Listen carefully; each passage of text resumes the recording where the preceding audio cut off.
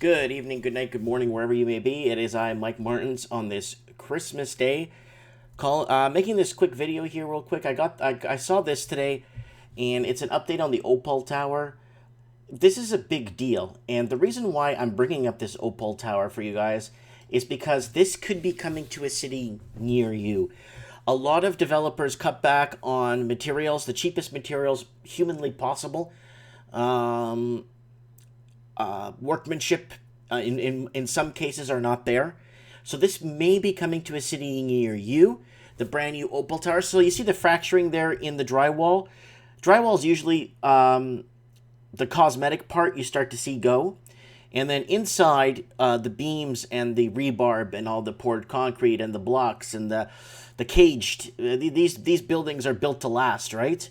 Except Building 7. But this one looks like it's in a heap of trouble.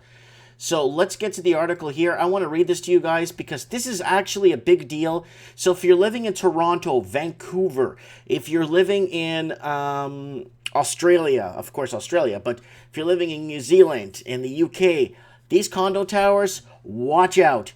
You got to keep an eye on the structure because a lot of these things were built on top of swamps and really bad. See, in Florida, when they build on a swamp, they don't build a tower like this. You know what I'm saying? They build low-rise homes, right? Sydney Opal Tower crack photos emerges as New South Wales government launches investigation. So they had to evacuate people from this building the other day. So this article's from 1 hour ago. So I want to get you guys up to date with what's going on here, okay? The New South Wales government has ordered a comprehensive investigation into the structural integrity of Sydney's Opal Tower after several crack in the 34-story apartment building forced a mass evacuation on Christmas Eve. That's gotta suck, guys. It comes as photos of the damage to the building have emerged, showing the destruction of the plaster inside the cracking in the walls. That triggered the evacuation, leaving some residents homeless for Christmas. Police have said an internal support wall failed. Okay, so if it's a support wall, what's supporting the support wall if that's the support wall?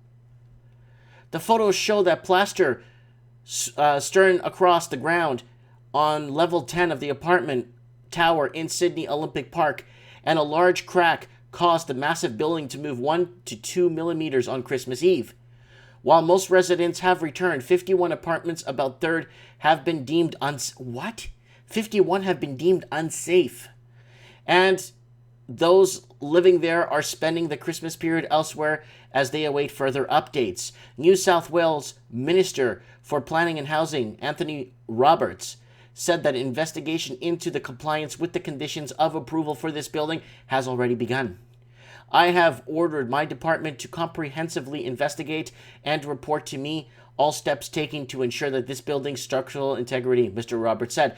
The building, which cost an Australian developer Ecovo $165 million to build, was given the green light under the government's significant development legislation, which gives major development a way of sidestepping council approval. Yeah, because there's too much red tape when you go through council, and then they're going to have to basically approve this. Oh, we want a roundabout here if you're going to do this. Oh, we want this street widened, we want that. So council's a nightmare. So if you could sidestep council when you got a project, trust me, it's the best way to do it.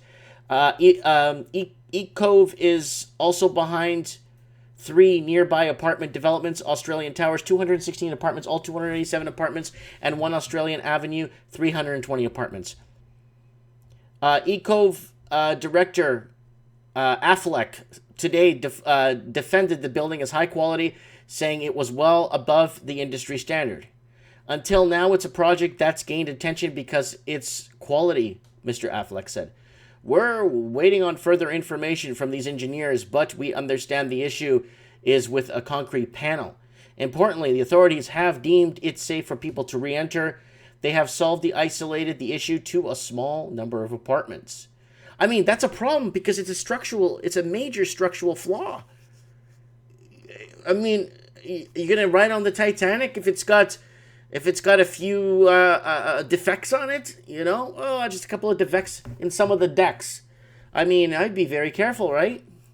Mr. Affleck said that the builder of the project, Icon, which is owned by Japan's 12 billion Kajima Corporation, had full liability on its design and construction. The company's well-established, high-quality builder, he said. So, I don't doubt it's high quality, but we're seeing the fracturing of the condos in China with the ghost cities, right? I'll look it up for you guys right now.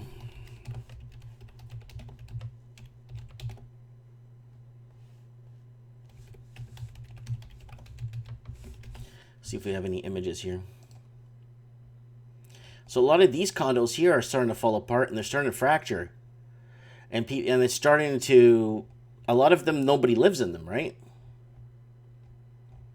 See if I can get cities, apartments, condos falling apart. And put China. There's a lot of video now with the, like this one collapsed. You could tell this was in construction right here. This thing fell apart. Man, how did they even anchor this into the ground? Wow. So this is the Shanghai. This one's this one. How old is this? This is not that old, but it's one that happened here. And oh, here we go.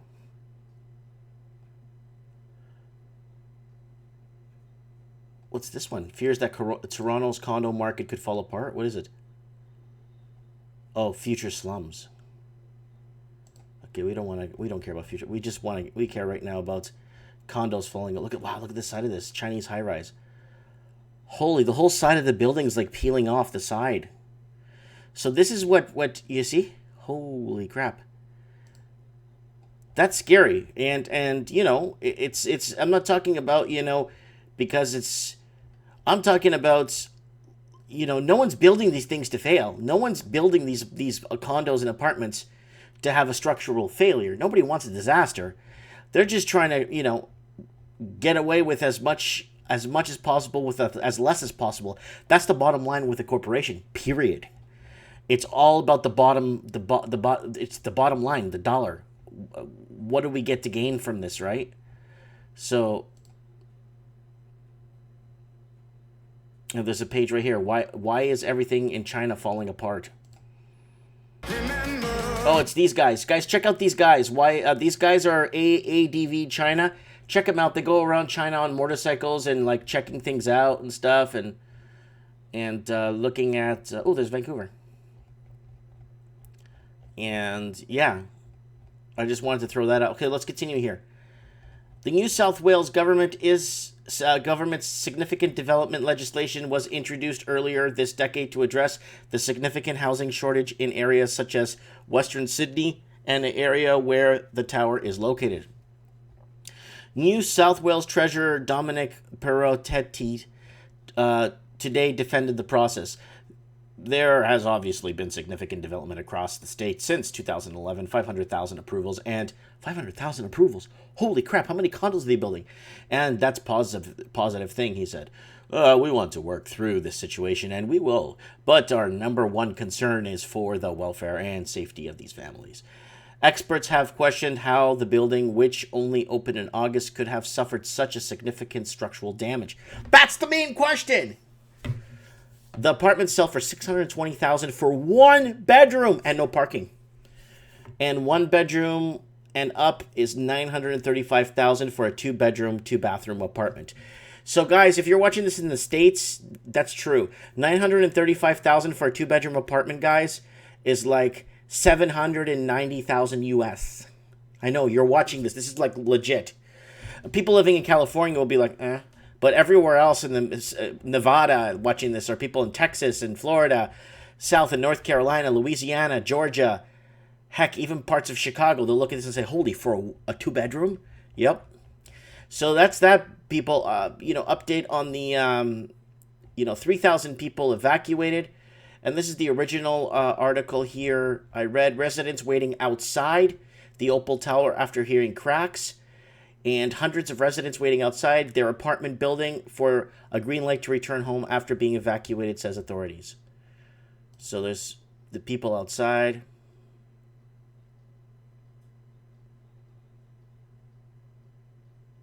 It looks like a lot of tourists. I might be showing you guys the wrong video. This looks like they're waiting at an airport or something.